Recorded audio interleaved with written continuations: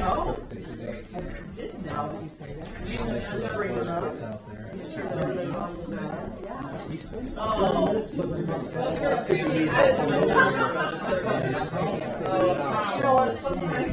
This one over there. It takes longer than it should.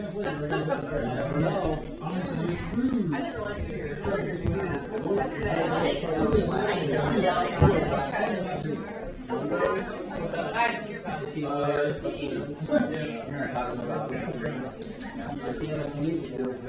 Yeah, I think that. Okay.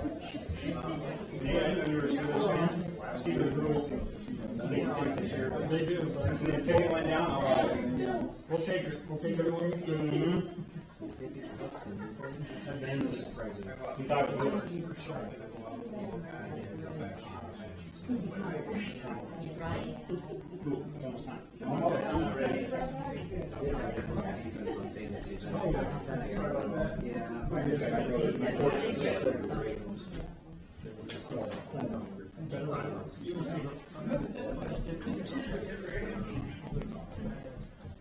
All right, before we get started, anybody else? So this sign-up sheet, I see there's only one is for the public hearing, which we'll do real quick since there's nobody here to talk about. That'll go quick. And then the regular meeting for the 2 normal talks. Anybody want to sign up? You should sign up to talk. No? We're good?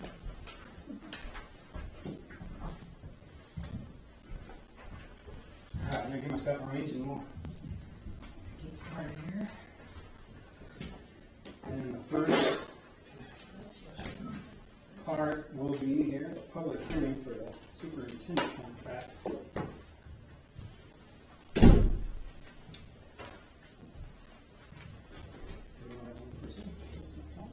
So I will go ahead.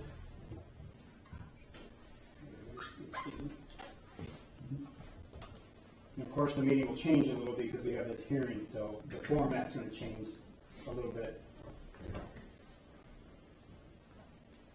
Okay, everybody set? All right, so let's call this meeting,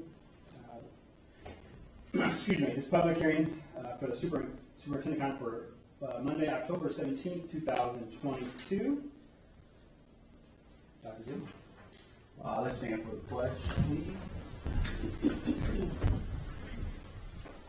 I pledge allegiance to the flag of the United States of America and to the republic for which it stands, one nation, under God, indivisible, with liberty and justice for all. Thank you, everyone. All right. Let's just take a second for a moment of meditation, please.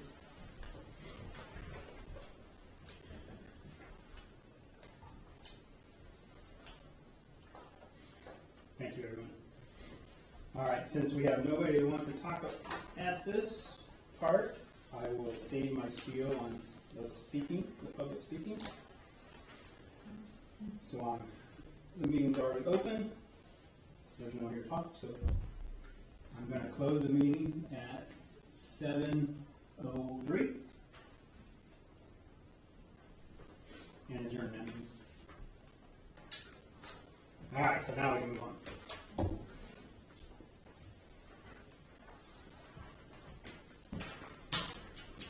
I have one comment to make. There is anticipated that this was the public hearing. The board has to now wait 7 days before they actually take action on the superintendent's contract, and that is scheduled to take place on the 24th.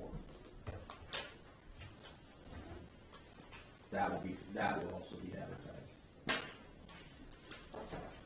All right, so I will now open the regular board meeting for Monday, October 17th, 2022 at, what time did I say? 7:03 I closed it? 7:04. And we will go right into invitation to members to speak.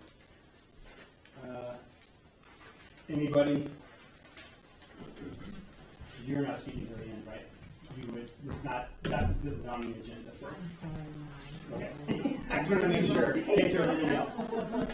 Okay, so there's no one here to speak on this part, so I will then move on to the next part.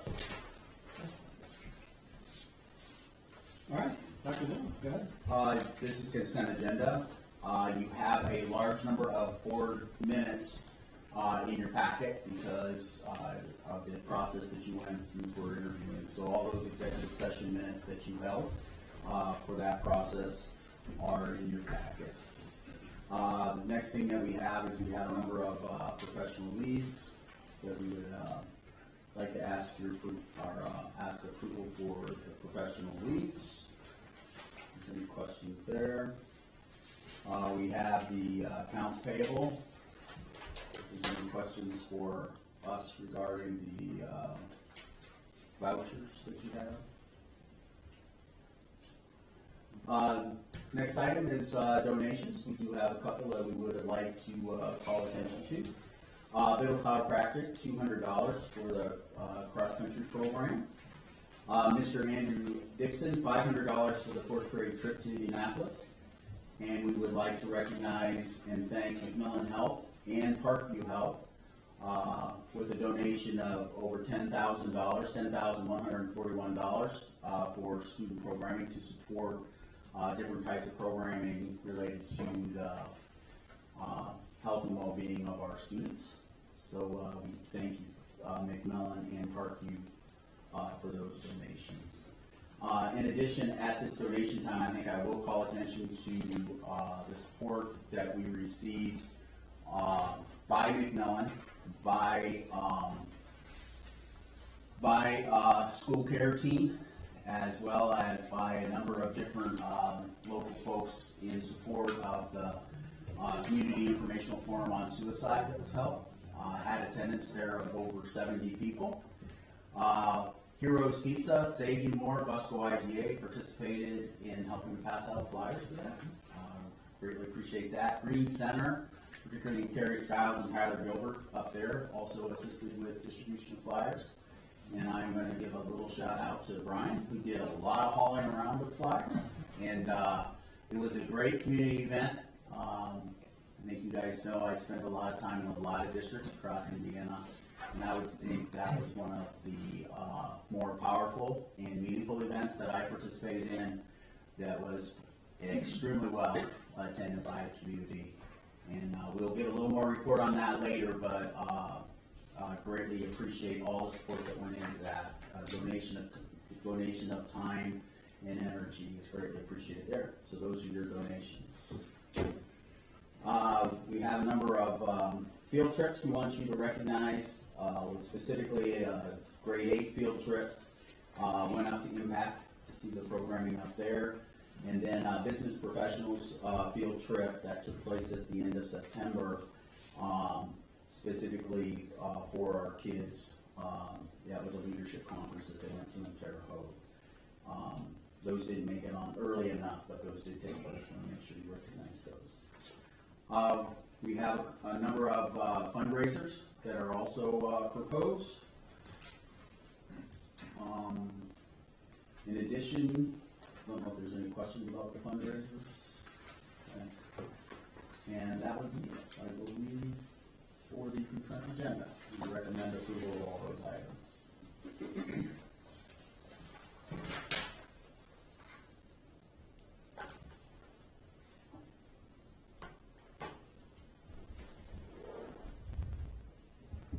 Okay. Any questions? Any comments? No? Just appreciate all the donations. Yes. Hard work. I agree. No, always. It's just so nice. Thank you. Thanks to everyone. Does and gives donation kits. All motion to approve the consent agenda. I'll second that. First and second. All those in favor? Aye.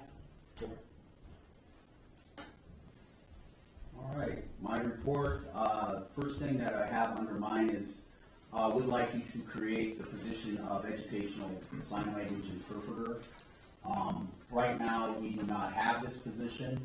It is not a position that would be filled all the time, but if we do have need for an interpreter for a student that would be enrolled full-time all the time, we really would like to have the ability to hire someone underneath the guidelines of, or at least offer to be able to hire someone underneath the employment protections of the school district. We currently have an individual that is contracted to do this. They don't necessarily meet the qualifications, which prompted us to ask for this, because they asked us to create the position, but we're not sure the person is going to be able to fulfill the position as this is written because of keeping certifications up. So I've got a little work to do on that, but I think it's important for you to have this position so that if somebody comes, you would be able to either contract services, which is what we currently do, and that'll continue for the time being. But if somebody would come in and want to become our employee, that is the best and the preferred way to actually hire a sign language interpreter. And at that point, we want to be able to offer them a job of employment, but right now we don't have a job. I mean, we don't have a position. So we're simply asking for the position, we're not actually filling the position. This is American Sign Language, just be for a deaf and hard of hearing student.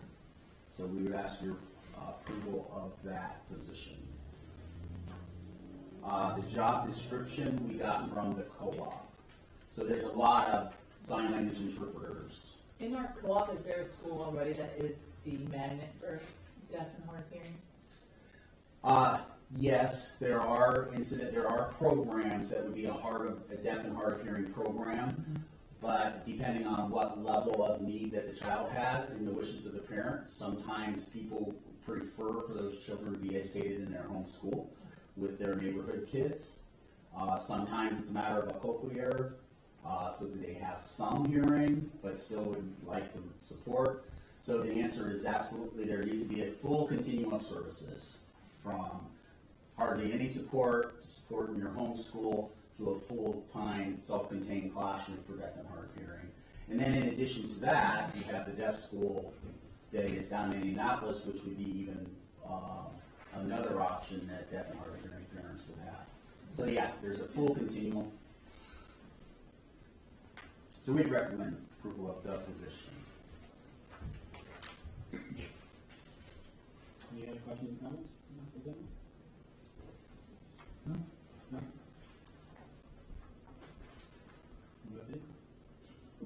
Oh, I can make the motion. I'll second. First and second, all those in favor?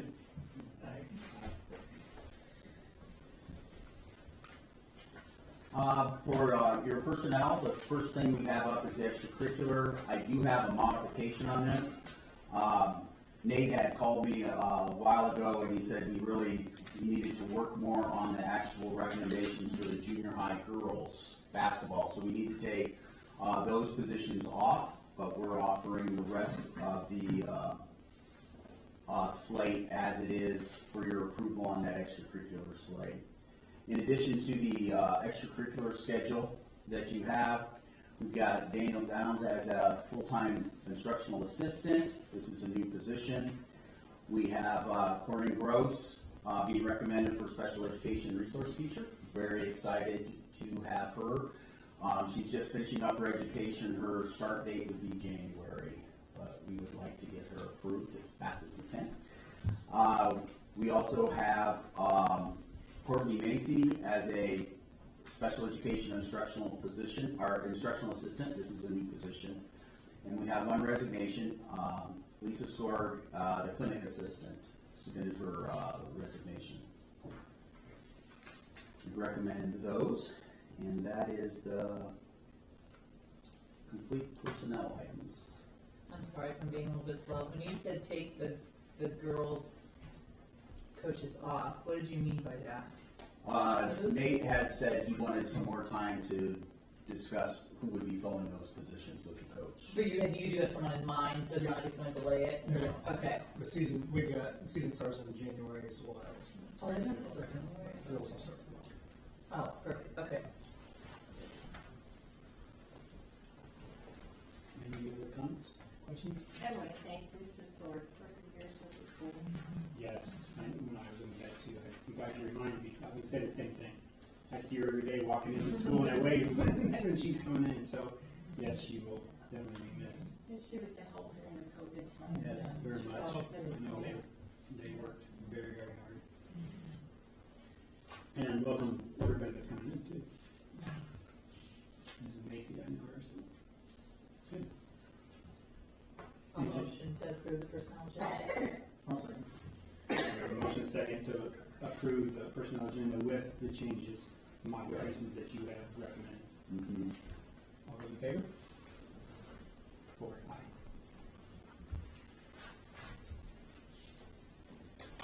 Thank you. Nate? We replaced the review of pending items. This was something that we had before, then we put it back in. When you approve staff, sometimes the background checks and things like that haven't actually all come through yet. So we wanted to make sure we put that back in. There was a question asked about that. So that's simply a review. It's not an action item.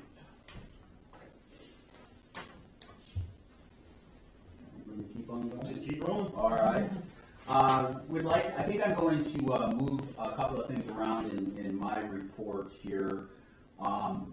First thing I would like to do is to report on a couple of meetings that we held specifically as it related to our student services programs, and then also report and have a little bit more of a report on the suicide informational night that Macmillan and also the school care team supported. So what I'd like to do is start with the superintendent advisory group. One of the things that we know as a school, responsibility for the programming within the school falls to you as a school board to approve the different types of curriculum, and it falls to us as an administration to follow through and offer those great things that we can do, the things that we can do for our students. However, I have found, and I do believe, that sometimes it's helpful to get advice from other individuals. And so I put together a superintendent advisory group that met along with us as a school team to talk about our response to our most recent suicide, as well as talk about the programming that we have in our schools in a broader sense and how we can seek to improve it. Masunga Hansen was a community member who participated. Scott Royer participated along with us as a community individual. He's a coach with our archery team, and then he's also a local community member. Bryce Wingett participated as a community member, and as I think he also does some support of the school and some different types of volunteer activities. Deb Eicher participated as our school nurse, not specifically on the school services team. Julie Ressler participated in the group, and then Brian Clark also participated. These individuals met along with all of our administrative team and our school counselors to sit down and have a discussion and look at different areas of the school programs, specifically as it related to the response that we had, our immediate response to the most recent suicide that we had at our school. Then we looked at, in addition to that, we looked at our immediate steps that we took for recovery and our response in the immediate sense. And then we started a broader discussion, and we only got a little ways in this, as to what do we need to do to move into that prevention and intervention mode, so that if we have some different ideation that seems to be proliferating within our individuals, how do we capture an understanding of how our kids are doing, and how do we make sure that we respond to that? But in addition to that, what programming information can we put out there so that we are doing everything that we can to prevent the ideation of suicide from emerging in the first place? So we had a great meeting. Out of it, there were a number of things that we discovered, or that we feel like we learned. Maybe I shouldn't say discovered. Some of those were is that we feel like there were certainly opportunities where we could have done a better job in our communication.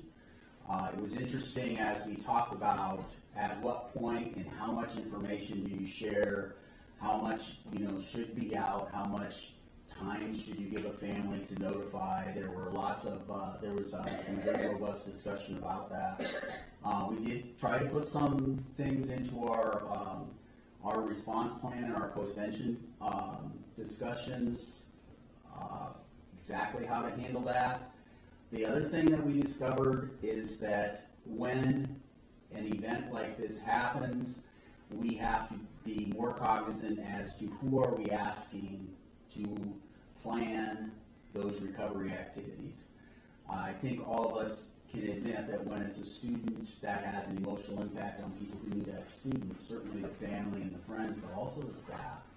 And I think that's one place where we felt we could do better, is understanding that if somebody is involved with a student, to rely on them to be the sole person or one of the key people in terms of organizing the recovery activities doesn't make as much sense as perhaps pulling somebody from another side of the building in, somebody that maybe isn't as closely tied emotionally that. So that was one of the things we thought we could do. In addition to that, we were very encouraged, and tonight you do have a couple of action items that are somewhat based on what we discussed, is that we just simply need to provide, we believe, some more staffing. You recognized last spring as a board that you needed to have an additional administrator, and that is definitely true. There is just a lot of support that is needed there on the administrative side. So that was something that came out of that advisory. It was certainly something that was mentioned. The other thing that was mentioned that I thought Scott particularly brought this up as a coach is that we need to include our coaches, just because we have so many lay coaches. We need to include them in the training that we give on suicide prevention. We need to make sure that it's broader based. Many of our students relate very closely to their coaches, and we need to include them in that. There are some other activities. Drew's going to talk to us just a little bit about a tip line. That this was already in the works. This was not something that was pulled together, but I will let him kind of describe that a little bit. One of those questions you have, and it came up at the suicide night. So one of the things we were told is ask people how you're feeling. But then what if they say, yes, I am having suicidal thoughts? What do you do? If you're a child, if you're a staff member, perhaps you're a mom or a dad and you don't know what to do. So one of the things that we would do, or we would have the possibility of doing now, and Drew, I'll let you explain, what's one of the things they'll be able to do in the future? Yeah, absolutely. And I know it says say something, reporting system presentation, so I don't have a full-fledged presentation for you, so I will try and be as concise and clear as possible. But in Dr. Heil's departure here at the end of the last school year, he had worked with an organization called the Sandy Hook Promise, which is a nonprofit organization. It's an organization that really focuses on helping schools make themselves safer within. They know that there are outside external threats that can pose threats to schools that way, but it's this notion that sometimes the biggest threats happen within the school, and it's not so much a violent threat, but it's when students don't have the supports and services. So the Sandy Hook Promise offers a plethora of programs. The program that we are currently in the process of getting going on our junior-senior high side is called the Say Something Anonymous Reporting System. What this is, it's an anonymous reporting tip line that students, staff, and even others within and outside the organization will have access to. If there is a student of concern that is expressing homicidal or suicidal ideations, it's something that student, staff, or anybody can use to report that and report it anonymously. Back on September 16th, when we did our e-learning day, we actually had about a dozen staff members get trained in this P3 tip line software by the Sandy Hook Promise organization, so they know how to field those tip lines, how to actually get into the program and field those and know how to intervene that way. And I think it's a great measure in the prevention protocols when there is a student of concern or even a staff member that we have that system put in place. I think it's going to make Smith Green and it's going to make our school safer. I'm super excited to see the implementation process and it getting going for our 6th through 12th grade. I don't think it's something that we can disregard and see what the elementary could look like too moving forward, but we're going to start with the 6th grade through 12th grade. But essentially, the week of October 31st through November 4th, we're going to be rolling this out to students. Our staff will be trained the week before on how to roll this out and what's going to be expected at the school level. Mr. Rowe and Mr. Gunther are going to be rolling out with staff what that will look like so they can educate students on the purpose of this tip line, how to use it, and then provide other educational opportunities with the program. So I could go into more details. I could talk about it extensively, but I feel super excited about this as a safety director. I think this will be great for the school. It just puts another safety barrier in place for everyone who comes to Smith Green, but also provides another avenue for people outside the organization to report things if they're seeing stuff as well. So that's pretty much all I have. Less is more, but if you have any other questions or concerns, please don't hesitate to ask me.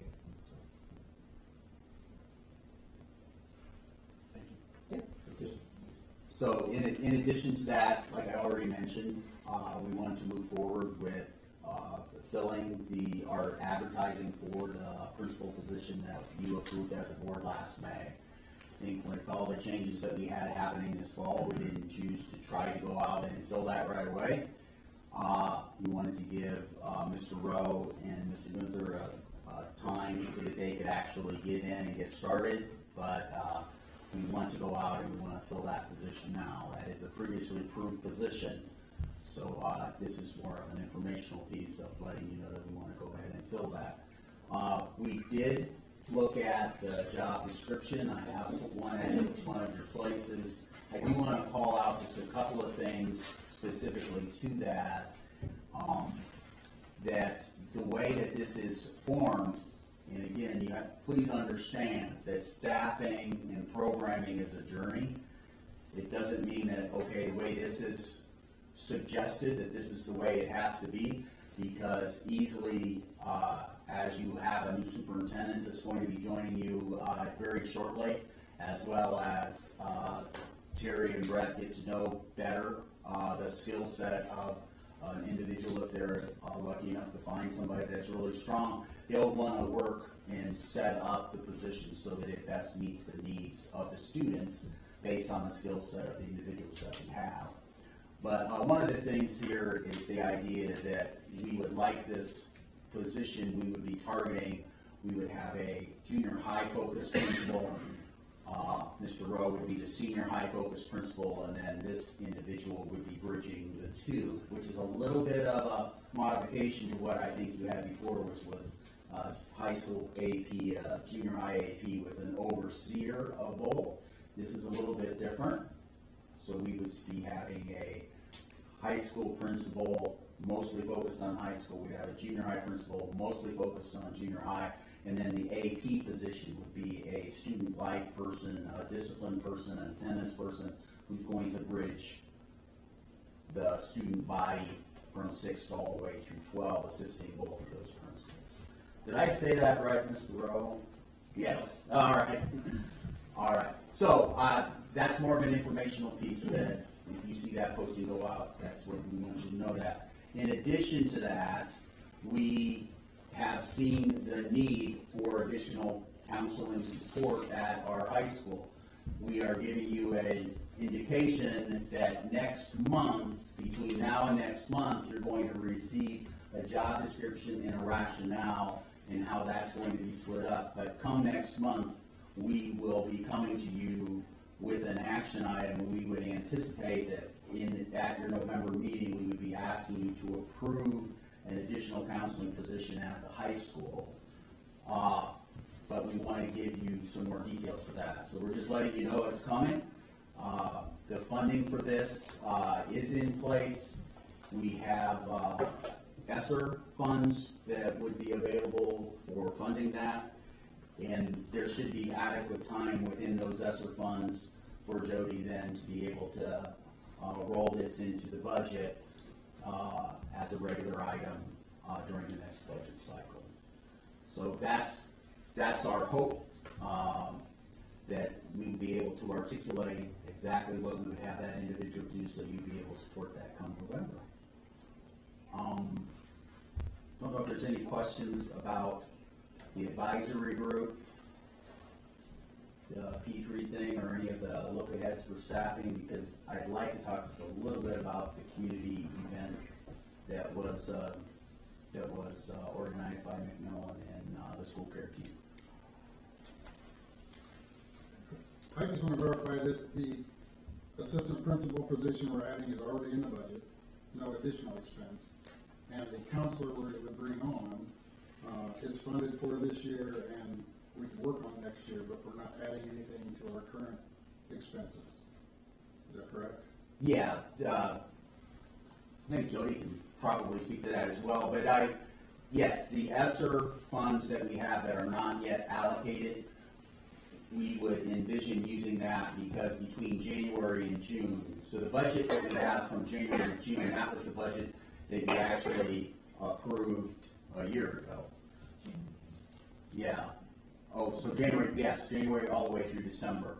So the budget that she's going to work on next June, so starting in December, then this would roll into, if ESSER funds are expended, then this would at that time have to roll into the general fund. But yeah, we would have ESSER funds to use, grant funds to use from January to December. But we're not changing any of our current budget. It was already there, correct? For the AP? So Dr. Zimmerman had asked me when I was working on the budget for 2023 to add in a assistant principal position to the 2023 budget. Okay. So it's there. So it's already there. So it's in what you guys will approve tonight as your budget. Thank you. That's what I looked at.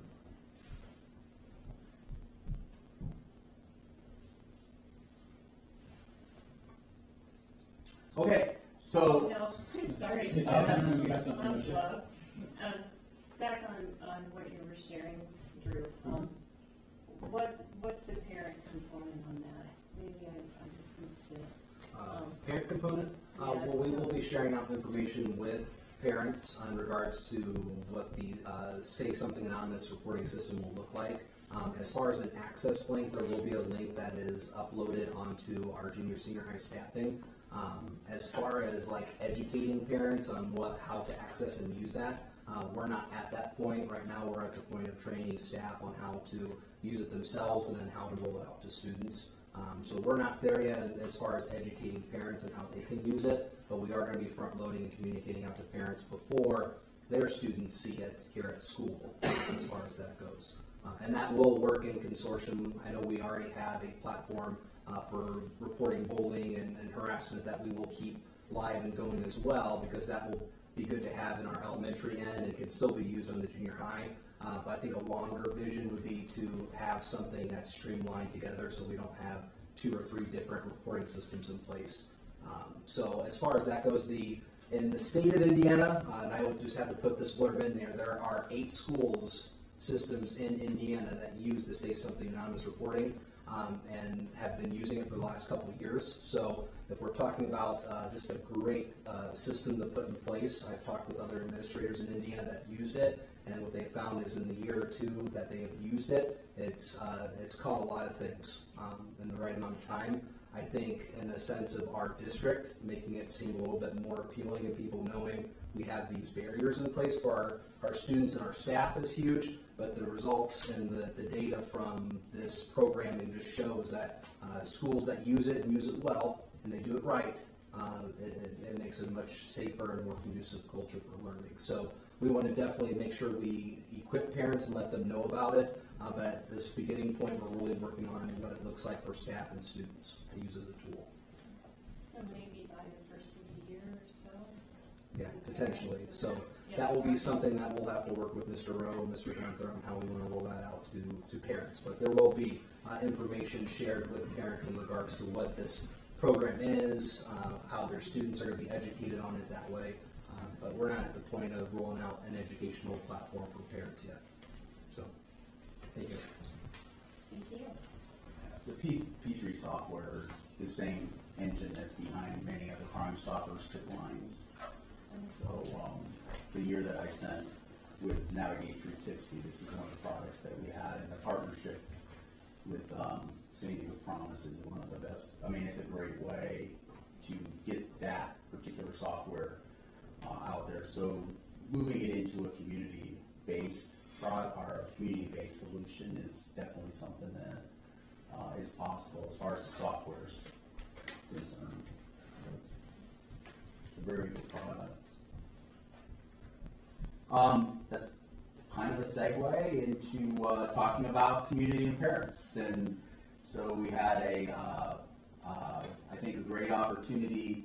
Again, I can't emphasize enough that this was not necessarily the brainchild of us as a school, but we were asked to, if we wanted to participate, and the answer was, oh yeah.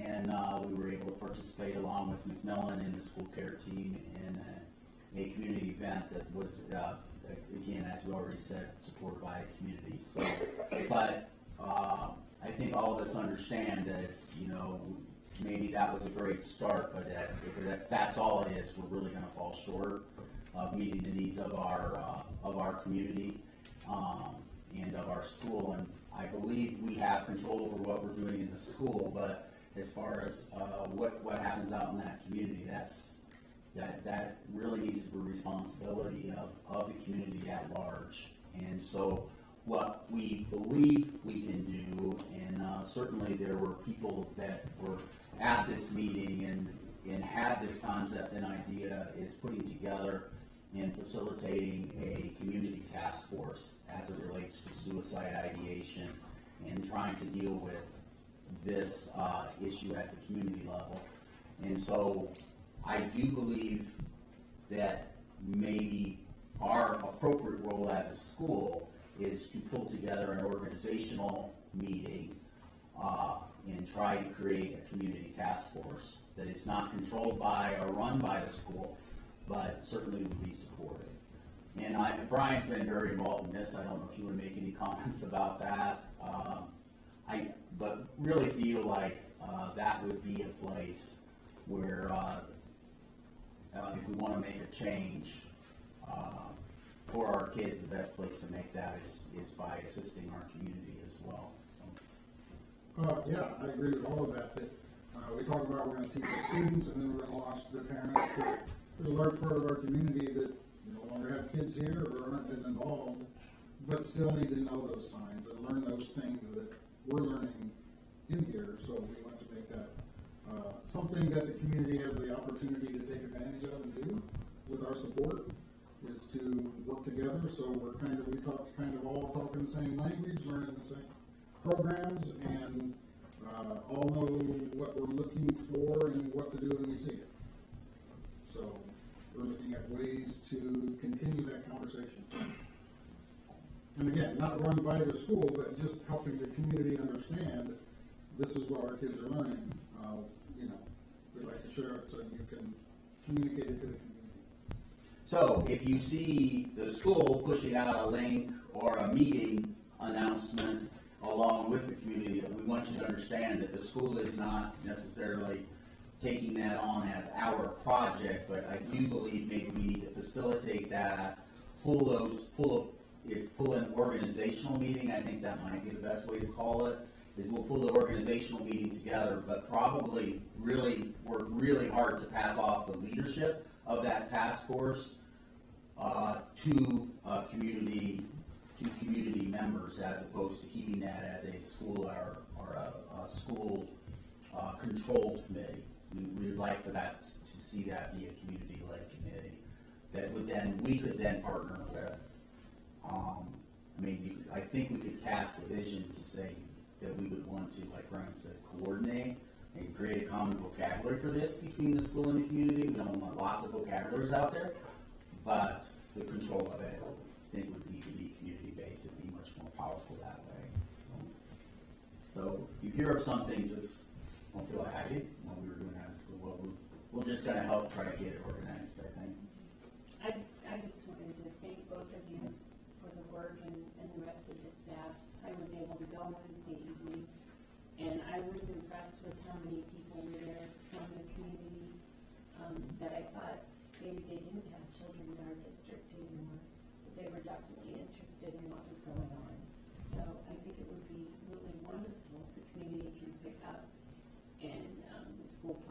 time to get things going. So that way, it's out there available to everyone. So I appreciate this.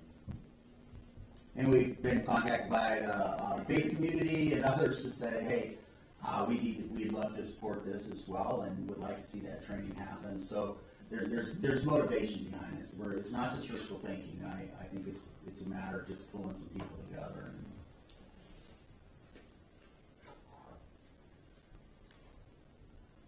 Thank you.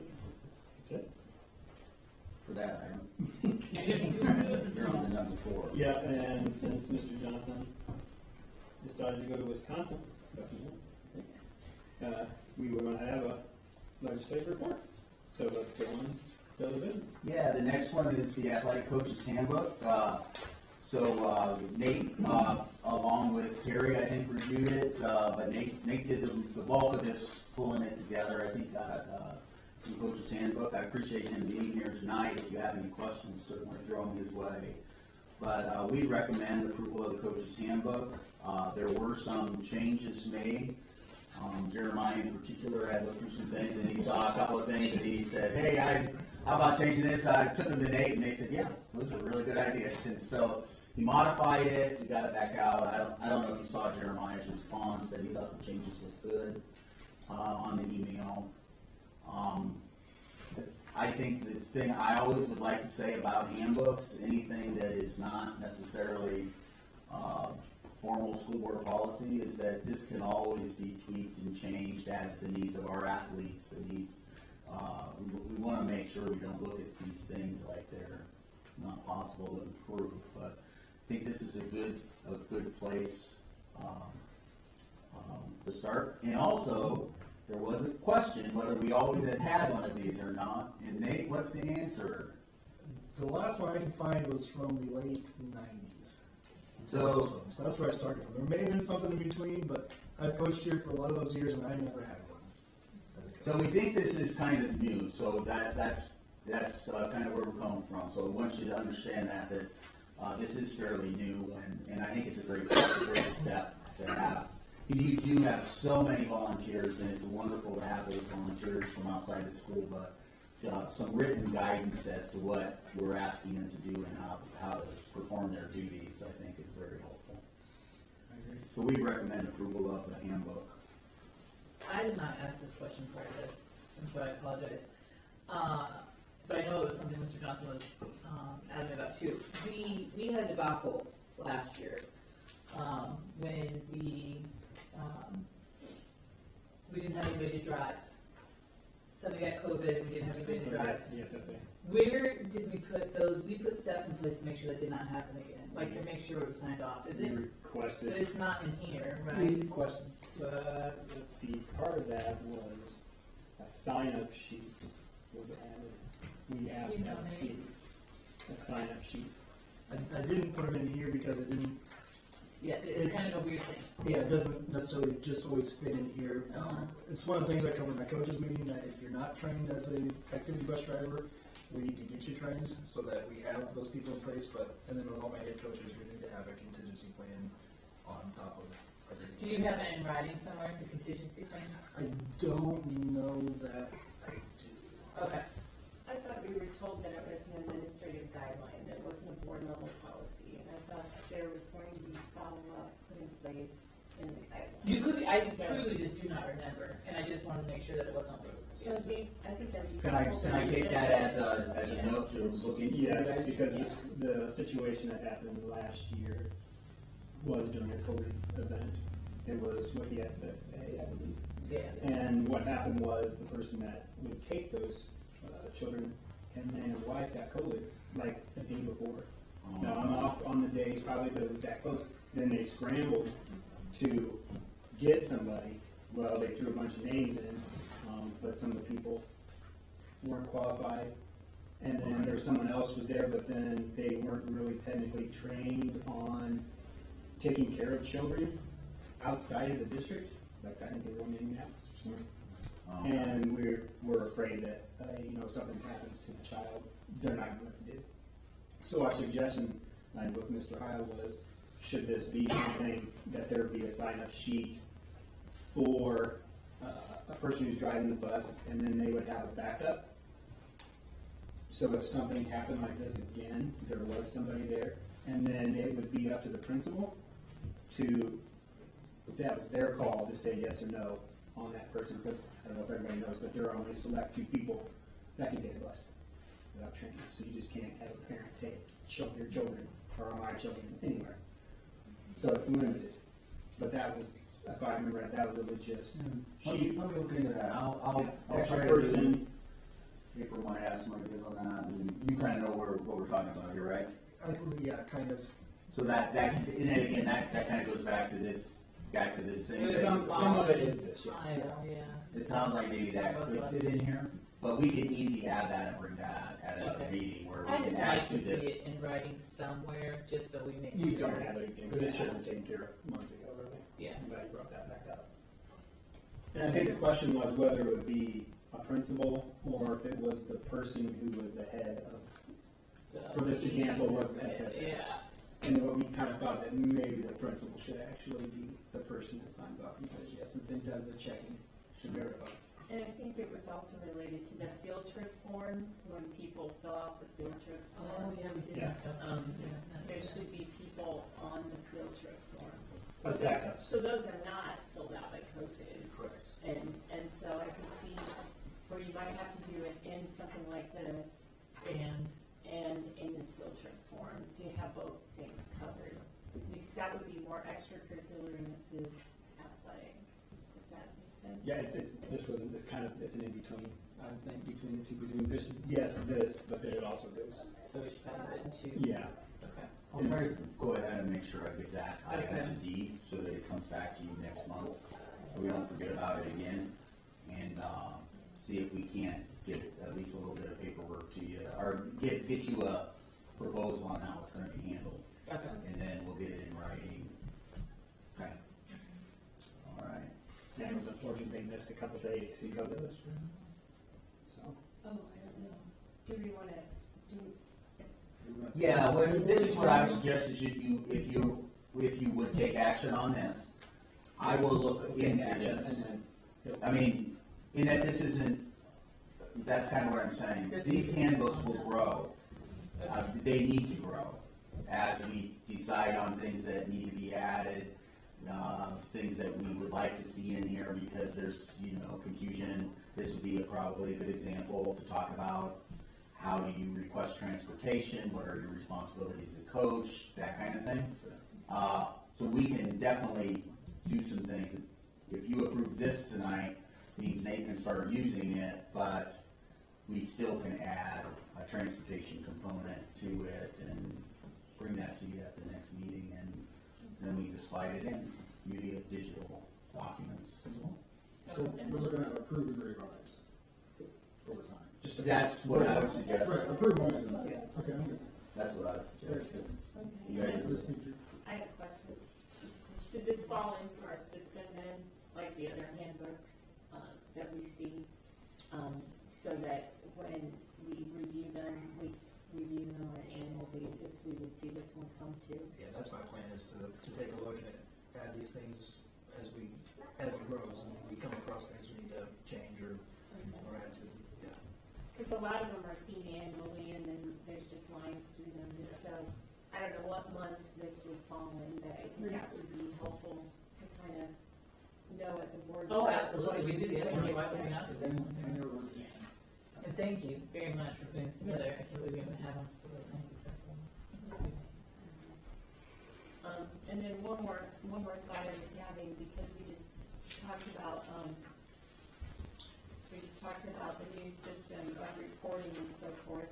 That would be something to consider to put in here too. Because I think a coach, if I was doing the activity, I would return to this and then see where it's at more easily at my age, maybe than going out on the website and dealing with it. So if it's in here in writing, that would be helpful. And one thing we already have on the list to put in there was training on suicide prevention and intervention. Okay. You aren't the only ones who are looking at this and saying, well, maybe that ought to go in there. Yeah. We got the same thing going on in our minds as well. So I'm sure there'll be a lot of revisions for this, coming back to you. Anything else? No, I will make a motion to accept it as presented tonight. I'll second. First and second, all those in favor? Aye. Thank you. All right, Thank you. so, on a good note, we were able to bundle these together, so we don't have to do anything. Yes. So what we're suggesting tonight Next ones? is that you have properly, Jody has on your behalf, properly advertised your budgets. You as a board appropriately held a hearing on these budgets. And now the bus replacement, the capital projects plan, the adoption of your regular budget, as well as a resolution for year-end transfers, and the authority, giving Jody the authority to reduce appropriations as necessary to State Board of Accounts. Comes back to her and says she's got less money than she thought. We would ask that you would approve those funds and budgets, as well as those resolutions. And you can do that in one motion if you would so choose. I would cheat that. Intent, my queen. So I say that, unless you have any questions, comments? We already do that stuff for Is Jim? it all of those there? Yep, everything stops except for G, then that'll be, we'll combine those two at some point. Oh, okay. Yeah, So, then I'll you're motion- approved, yeah, it's It's items B through F. F. I'll motion to approve items B through F, another business. And I can second. First and second, those in favor? Aye. 4. Thank you. The next two, yeah. I was gonna say thank you, Mrs. Royer. That was the word. Yes, thank you.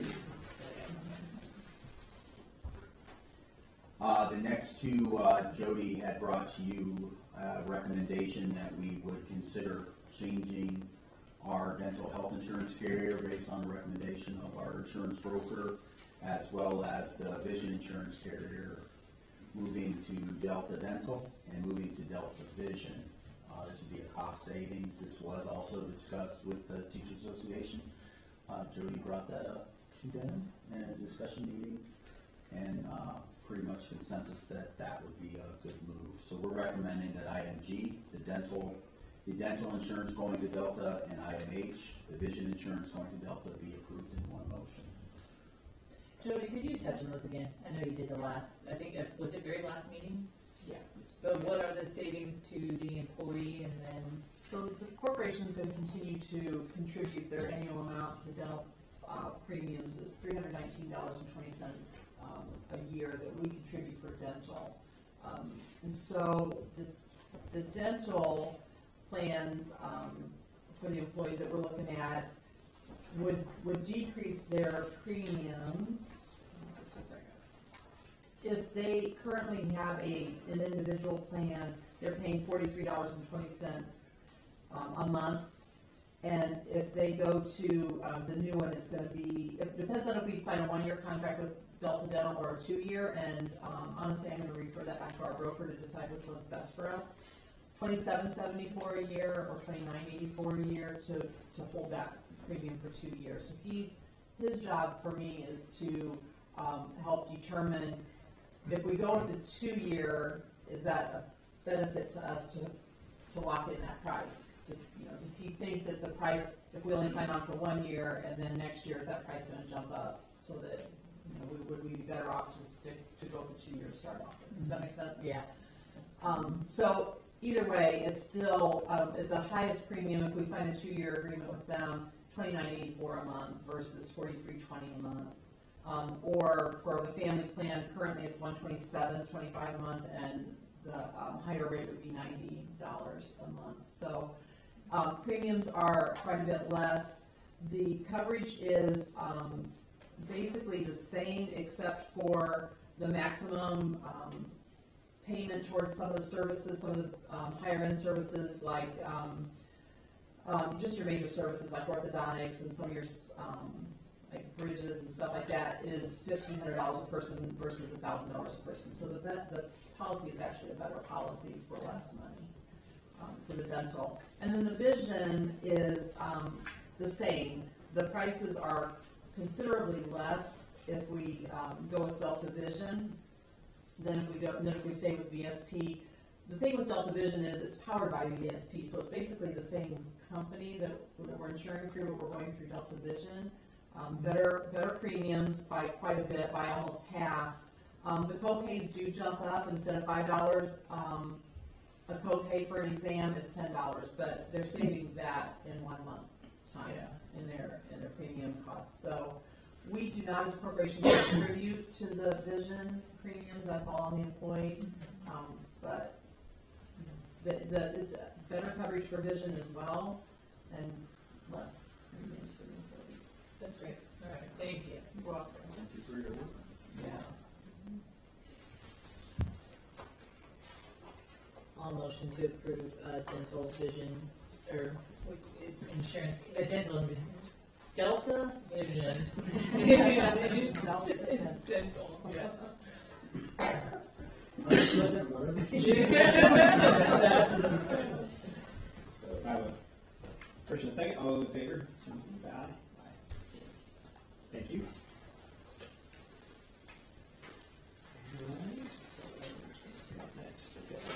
No policy.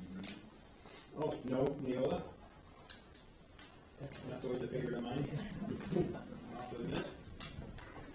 All right, so this takes us to our public comment. So I'm just going to do my little spiel here. But, of course, you always have to sign up, wish to speak with the board on suggestions I gave the comments. May address it at this time. This is the one that's off what our agenda was here. Comments that involve personnel or students must be discussed in private. You'll have 3 minutes to talk. I'll give you the 1 minute. You go tell me, and I will give you that. Other than that, I think that addresses it all. So we also, this is the time to meet and greet, of course. So if you would, and we'll start in the back left corner, would just please stand and state your name, and then I see there's a couple of faces that I don't recognize. So really, if you're just here to observe, you can just say observe. But just a short, do you want to go? Just go ahead.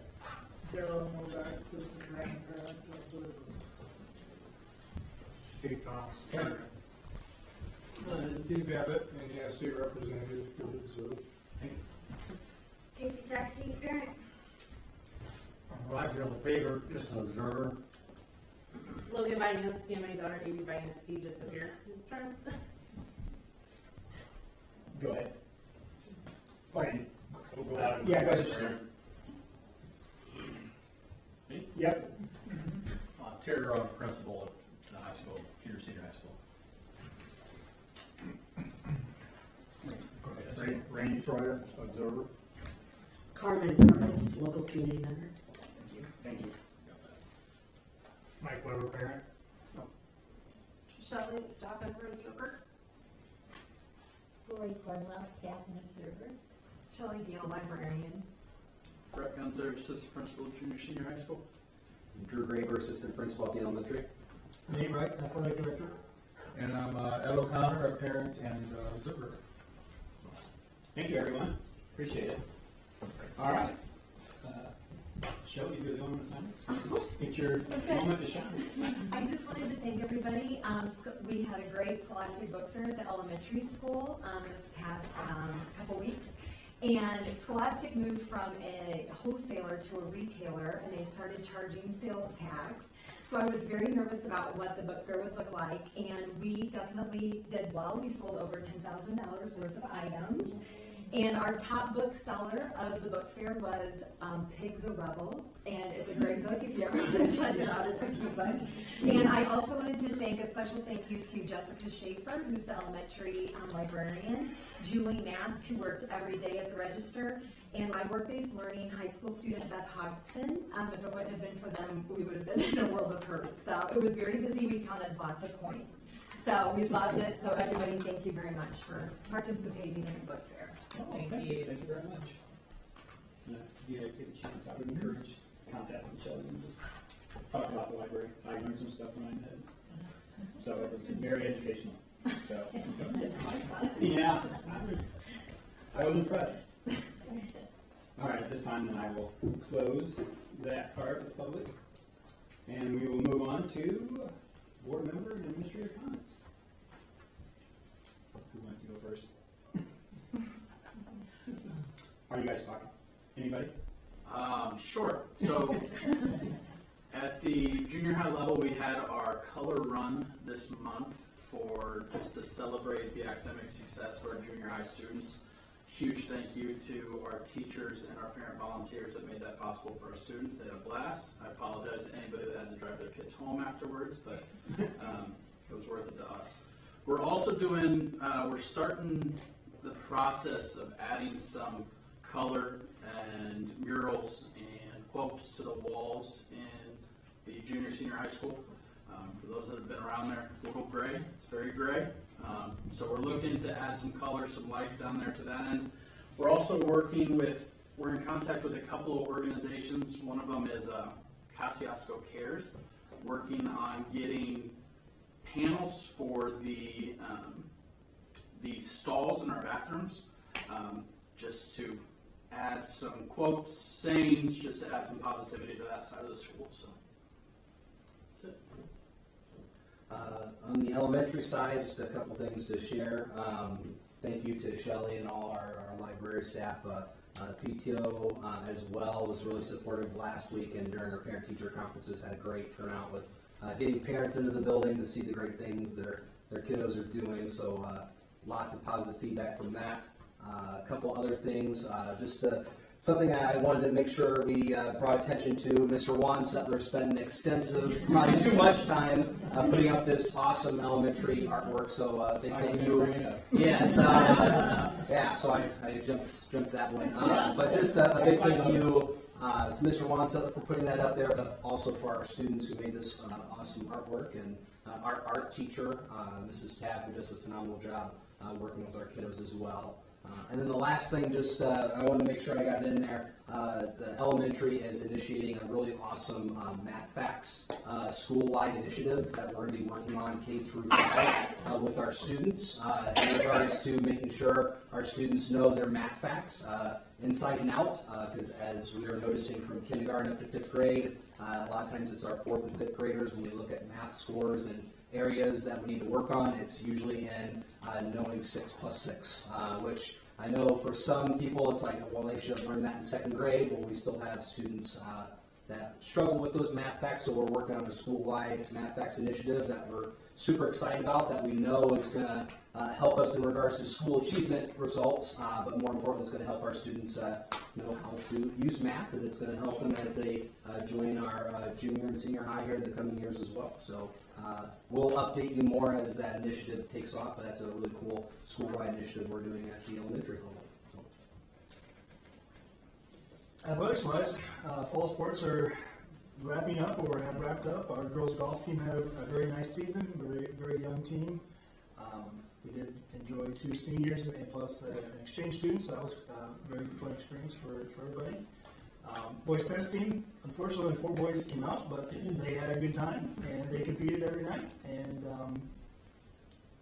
they ran into a buzzsaw with Carol, but playing tennis.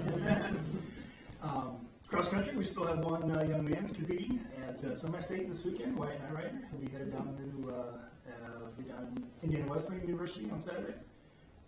Football team will be up at Central Hole in the first round of sectionals, and as hopefully everybody's heard, our volleyball team won their first ever sectional, second sectional ever by a girls team here on Saturday night. So it was a very exciting, just a fantastic game that thankfully we came out and had a good time. So very exciting things that happened here this fall. So it's good stuff. Thank you. I still see you back there. Better be seen than you. See, at the high school, Brett covered a lot of good things. One of the things I've been trying to do is kind of review the procedures and processes that we've got going on in high school that might need some attention after time. And I've been meeting with the department leaders every 2 weeks and checking in on them where they are with programming and the course offerings. And we do have a need to really dig into our CTE programs that are there to make sure that we're in alignment with some new requirements that the state has put forth. And if we don't do that, we'll be risking significant vocational money that comes back to us from the governor that we get reimbursed for. So that's going to be a big priority for me the next couple of months, meeting with the department leader for the CTE programs, Mr. Hoxton, and then kind of meeting with the teachers and making sure that the programs that we are offering align with the new next level program services, that pathways, or next level program pathways that are required by the state, so that we can continue to capture all those CTE dollars that the state just wants to give to us. So that's kind of the big thing we've got going on. Thank you. Thanks, all of you. I know. I know. Thank you. Thanks. Go ahead. I've said more than enough tonight. I mean, just really, really enjoying the energy in the community.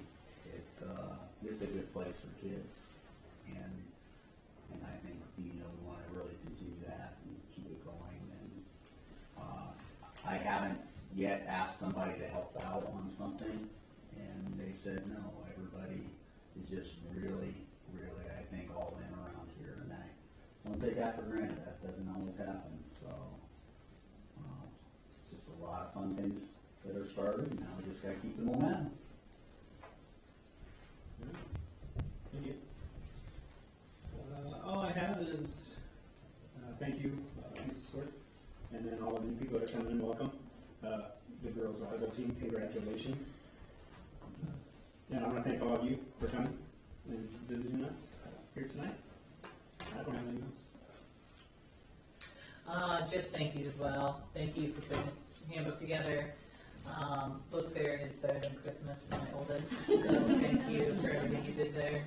So she thought $30 was pretty slim to send her with, so, but I'm so thankful the book fair $30 still gets her a bunch. Oh my gosh, yeah, so I'm thankful of that. I want to say thankful for you, the community, for the suicide talk. I wasn't able to be there, but I heard it was wonderful, so I'm thankful for that.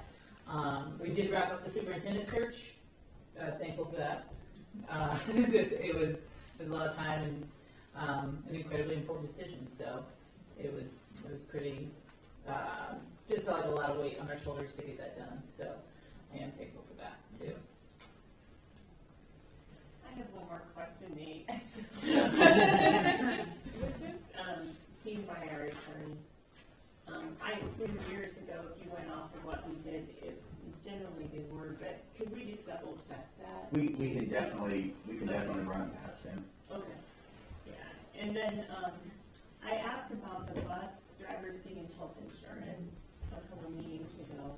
And I know it's not time for the transportation handbook, and I got a message back from Dr. Zimmerly, but could you just tell the community, since I asked that in public? I've actually had it for months. Just in case, but, for us, for the corporation to cover, an employee-only plan, it would be just over $7,600. That's on 22 rates, so 23 rates, we've not, heard yet what potential increase there could be. And then, so that would be the lowest, the lowest amount would be $7,500, that's for a high deductible plan.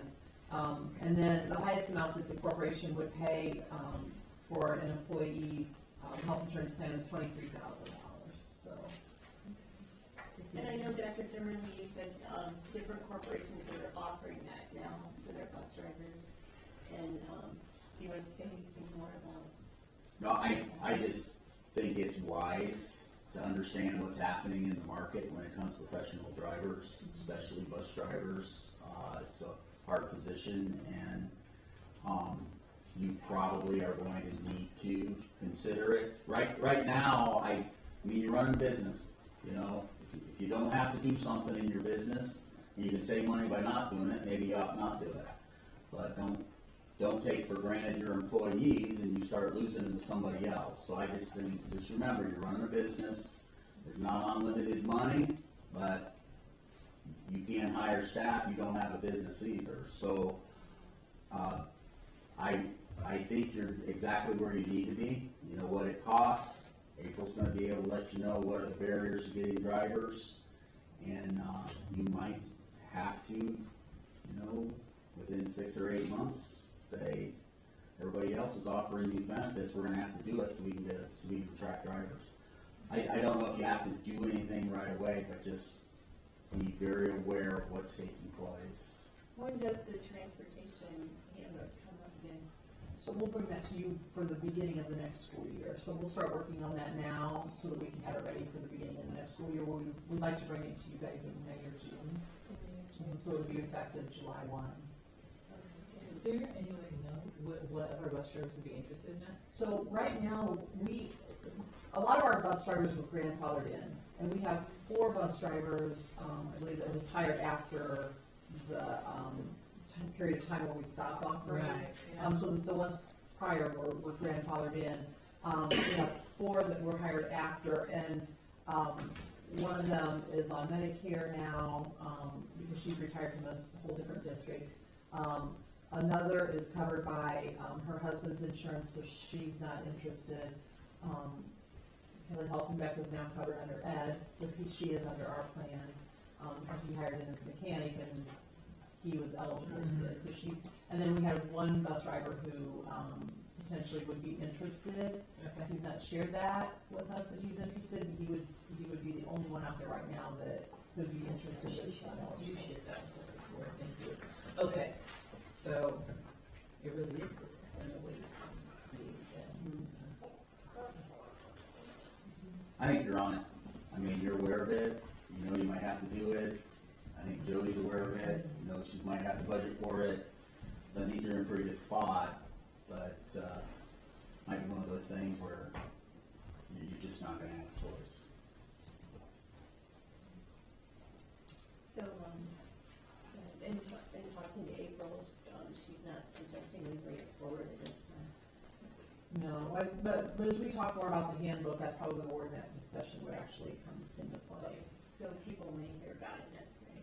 Yeah, and you know, I think too, as Dr. Zimmerly said, as we have bus drivers who leave or retire, and we bring newer bus drivers on, that's when we may see more of a need for that or demand for that. All right, thank you.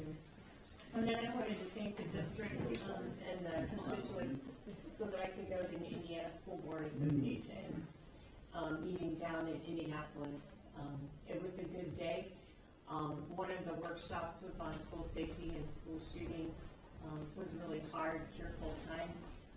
And then I went to different breakout sessions. I talked to Dr. Zimmerly about where he was headed and tried to go to different ones. And there were some, I thought, very helpful workshops on presenting your school so that people understand what's really going on here. So public relations. And then another workshop that I thought was outstanding was on the school referendum and what a school had done. I know ours will be coming again, and I thought it was just very well done what they had done at their schools. So Dr. Zimmerly is getting the brochure, or what would that be, the program. Yeah, the program materials.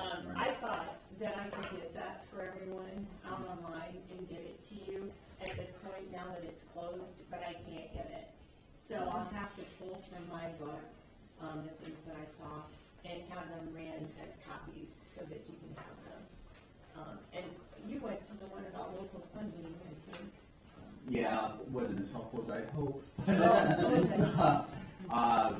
I do want to say one of the most impactful things was actually Superintendent or Executive Director Jenner. She described what's taking place at the state level in terms of making sure that our kids are prepared for the 3 E's. And Terry had talked to me about the 3 E's in the vision for having that drive what you do at a school district. which is every child ready for higher education, ready for employment, or ready for enlistment, and making sure that each one of those kids are there. And that is, again, I think, an endorsement in a sense of urgency that I think we can have, is to make sure we know that every one of our kids is feeling prepared for whichever direction that they are headed. So there was a lot of positivity, I feel like, for the directions that you are headed as a district. I think you've got a lot of things going, a lot of good momentum, and you are in alignment with what the Department of Education and the governor's goals are for education, public education, and I think felt a lot of affirmation in the sessions that I went to that, hey, Smith Green is really on the right track with a lot of things. It always feels good you go there and you get everything, and we actually do that a little better than those guys do. So I think I felt very firm for where you guys are at. My last comment was just to encourage people to get out and vote. By the time we see you again for our meeting, the election will be already behind us. And I know in talking to a couple of the candidates that the Cherubusco News has asked people to submit answers to questions, and so people can read about the candidates there. Ms. Taskey had asked at the last meeting if there would be a Meet the Candidates night. And there's still one group that's considering it, that as far as I know. But I don't know for sure that there will be one where people can meet people in person. So I think the main way to get information on your candidates will be the Cherubusco News, unless you know something more at this point. Okay. I was chatty. Go ahead. It's okay. I guess I just want to thank everyone who attended the event, or know somebody that did. There was a great positive momentum started. The challenge is to keep it all going in the same direction so that everybody, as we talk, speaks the same language when it comes to our kids and what they come home with and what you notice. So thank you to everyone who was there. I appreciate it. I thought the compliment given by the CEO of Macmillan, Indiana, it was very, I liked it. She said, I've never seen a whole town come together to try to fix this. It's usually the school will fix it, or we help a group fix it, but I've never seen a whole town decide, together we will do something about this. So just stay motivated and don't lose that, that's not enthusiasm, but don't lose that motivation to make a tangible change. And we will do what we can to make sure we all move in that direction together. That's all I have. Is it out online now so people can see it? Is what out. Oh, there was a cameraman there that night. Oh, I don't know. I haven't received the link yet. I think Nicole's gonna push that out when they do get it pulled together. So they're anticipating that they'll actually get it, they'll push out a link to us. They're gonna put it up on Vimeo. It'll go out on Vimeo. I mean, it's too large for us. It was a 2 hours, so Yeah. Vimeo. But if you want to know what happened, Right? Yes, I think you're right. if you want to know what happened and what all the buzz is, we'll get a link so you can see, so we're all together. That's all. Thank you. Anything else? All right. Thank you. Let's close this regular board meeting of October 17, 2022 at 8:17. Thank you, everyone. Be careful. It snowed a lot more when I looked outside. Be careful going home.